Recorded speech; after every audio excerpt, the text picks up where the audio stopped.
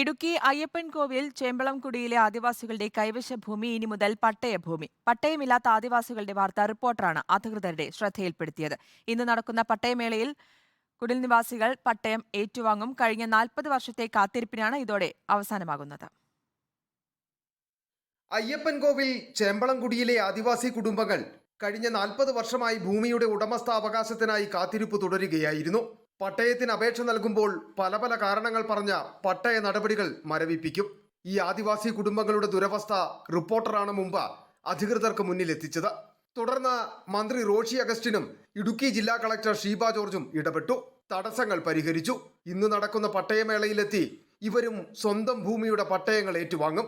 4 പതിറ്റാണ്ടിന്റെ കാത്തിരിപ്പിനൊടുവിലാണ് reporter ടിവിയുടെ ഇടപെടലിൽ ഇവർക്ക് പട്ടയം ലഭിക്കുന്നത്.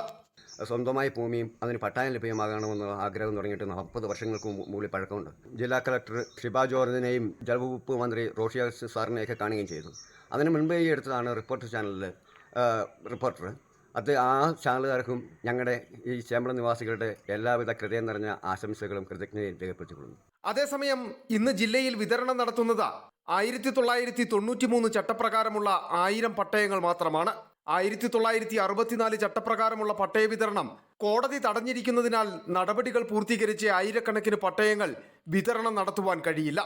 ആദിവാസി കുടുംബങ്ങൾ പട്ടയം കിട്ടുന്നതിന്റെ സന്തോഷം പങ്കുവയ്ക്കുമ്പോൾ കുടിയേറ്റ കർഷകരുടെ പട്ടയത്തിനായുള്ള കാത്തിരിപ്പ് വീണ്ടും തുടരുകയാണ്.